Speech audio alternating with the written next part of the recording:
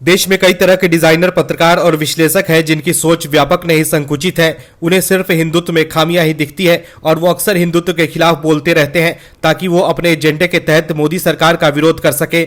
और इन पत्रकारों के गुरु है रवीश कुमार, जो टीवी से यूट्यूब पर आ चुके हैं। ये सिर्फ हिंदुत्व पर ही सवाल उठाते हैं, लेकिन अगर किसी दूसरे धर्म को लेकर बात आती है और अगर वहां सरकार या कोर्ट किसी तरह की सीमा या प्रतिबंध लगाती है तो ये प्रोपेगेंडा मशीन सब सेकुलर का पाठ बिलबिलाने लगते हैं।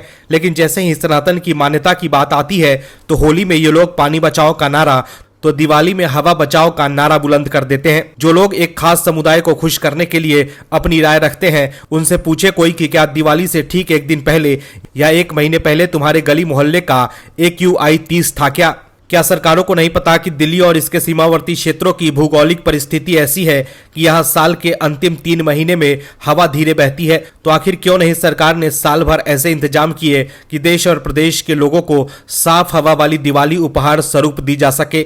लेकिन केजरीवाल को राजनीतिक पर्यटन से फुर्सत कहाँ है और वो अपने एजेंडे को आगे बढ़ाने के लिए उन्होंने कहीं न कहीं रवीश जैसे पत्रकारों को काम पर लगा ही रखा है कि जो अधिक प्रदूषण के लिए सरकार की खराब नीति को नहीं, सनातन के पर्व को ही दोषी ठहराते हैं। और इन दिनों रवीश कुमार ऐसे पत्रकारों के सरदार बने हुए हैं जो एक खास एजेंडे के तहत अपनी दुकान चला रहे हैं। आखिर क्या है खबर, बताते हैं आपको इस रिपोर्ट में। दरअसल रवीश कुमार ने एक्स पर लिखा है कि AQI की हालत भी संयुक्त राष्ट्र के प्रवक्ता जैसी हो गई है। युद्ध की विभीषिका को लेकर चेतावनी तो दी जाती है, निंदा होती है, मगर बम बरसते रहते हैं। वैसे ही आप लाख फेफड़ों का बुरा हाल बताएंगे, लोग पटाखे फोड़ेंगे ही। सुप्रीम कोर्ट को अब अपना नाम बदलकर टिप्पणी कोर्ट रख लेना चाहिए और पटाखे फोड़ने की पूरी छूट दे देनी चाहिए। वक्त की मांग है कि पटाखे फोड़ने के बाद की हवा को पवित्र पवन घोषित किया जाए।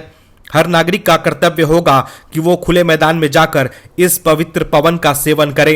दिल्ली के अगले चुनाव में एयर प्यूरिफायर बांटने की होड़ शुरू हो सकती है या इस पर सब्सिडी दी जा सकती है। नेता हर मोहल्ले में टावर लगाने का वादा कर सकते हैं जिस पर चढ़कर जनता पटाखे भी फोड़ सकती है। हम विश्व गुरु हैं, इसे कम से कम 100 बार दोहराएं, बाकी सब ठीक हो जाएगा। रवीश की इस बतौलेबाजी के बाद सोशल मीडिया का इस्तेमाल करने वाले लोगों ने रवीश की खटिया खड़ी कर दी है।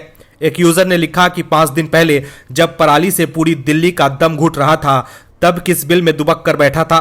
वहीं अनुराधा मिश्रा ने लिखा कि इतने प्रदूषण में आप जैसे लोग ठीक है, मतलब सब ठीक है। पराली जलने पर आपके फेफड़ों को शायद ताजा ऑक्सीजन मिल रही थी, तभी कुछ नहीं बोला गया।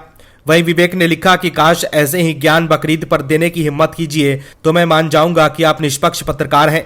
वहीं एक यूजर ने लिखा कि ST ने लाउड स्पीकर पर भी रोक लगाई हुई है, रवीश जी कभी उसके लिए भी कुछ लिखने की हिम्मत दिखाओ। इसके अलावा भी कई और लोगों ने रवीश कुमार को एक्स पर करारा जवाब दिया। रवीश की अगर हरकत ऐसे ही सनातन के खिलाफ रही तो उन्हें सच में पत्रकारिता छोड़कर सियासी दुकान खोलनी ही पड़ जाएगी।